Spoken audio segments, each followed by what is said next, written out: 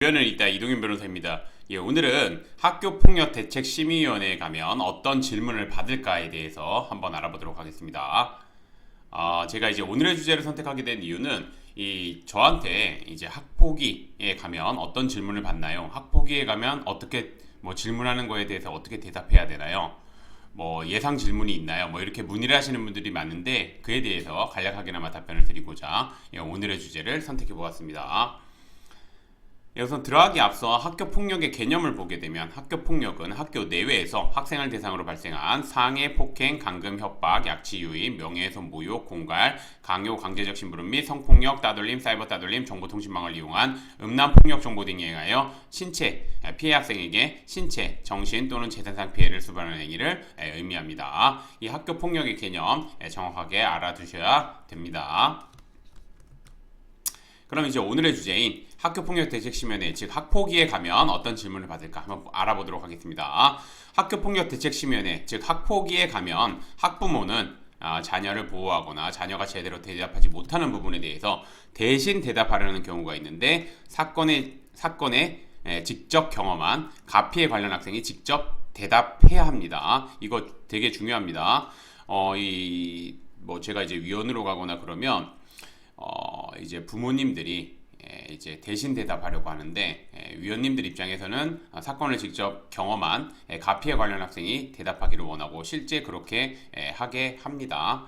특히 학교폭력대책심의위원회 위원들은 학교에서 제출한 자료, 그 다음에 이제 가피에 관련 학생들이 제출한 자료 등 여러 자료를 바탕으로 가피에 관련 학생들에게 질문을 하며 이러한 질문에 대한 가피에 관련 학생들의 대답 등을 바탕으로 가해 학생의 행위가 학교폭력에 해당하는지 여부를 우선 먼저 판단하고 그 다음에 두 번째로는 가해 학생의 행위가 만약에 학교폭력에 해당한다면 가피에 관련 학생에게 어떤 조치를 내릴지 여부를 결정하게 됩니다. 따라서 학교폭력대책심의위원회 위원들이 질문한 내용을 미리 준비하는 것이 필요합니다.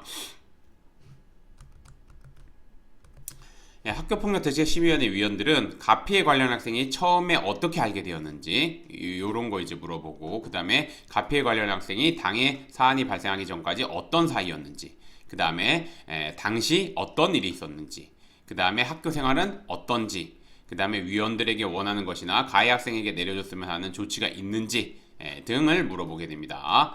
이에 대해서 가피에 관련 학생들은 상대 학생을 처음으로 알게 된 경위, 그 다음에 상대 학생과 이 사안이 발생하기 전까지 친한 사이였다, 혹은 얼굴만 아는 사이였다, 혹은 전혀 모르는 사이다 등 관계, 그 다음에 이제 육하원칙에 따라서 당시 있었던 일에 대해서 구체적이고 일관되게 진술해야 되고, 그 다음에 그 학교 생활은 어떤지에 대해서 학교 생활이 힘들다 혹은 상대 학생과 지금은 잘 지내고 있다 등 학교 생활과 관련된 진술, 그 다음에 다섯 번째로는 이제 상대 학생과 마주치지 않았으면 좋겠다 아니면 상대 학생과 서로 잘 지내고 싶다 등 학교폭력대책심의위원회에 원하는 사항 등에 대해서 구체적으로 진술할 때 최대한 감정을 자제하고 이성적이고 합리적으로 하는 것이 필요합니다.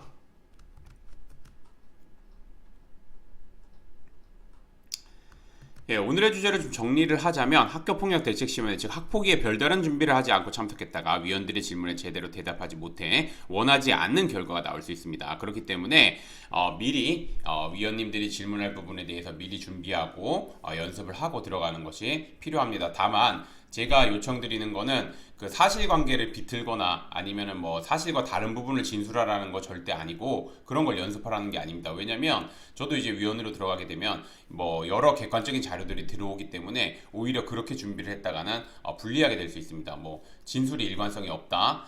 그 다음에 이제 그 거짓말을 하는 것 같다 이렇게 위원님들이 느끼면 조치를 안 좋게 줄 수도 있으니까 그런 거는 하지 말고 팩트 하에서 연습을 해가는 거 중요하다는 거 다시 한번 말씀드리겠습니다. 그리고 이런 경우 이제 혼자서 준비하는 게 좀 제한될 수 있어서 아무래도 법률 전문가인 이제 변호사님의 도움을 받는 것이 좋을 수 있고, 그 다음에 변호사님의 도움을 받을 때는 우선 첫 번째 학교폭력 전문 변호사로 그 대한변협에서 학교폭력 전문 변호사로 등록되어 있는지, 두 번째로는 학폭위 위원으로 현재 활동하고 있는지 이 두 가지 요건 충족하시는 변호사님의 도움을 받는 것이 아무래도 사건을 진행하는데 유리할 수 있습니다. 오늘의 주제는 여기까지 마치겠고 저는 이변을 잇다의 이동현 변호사였습니다. 감사합니다.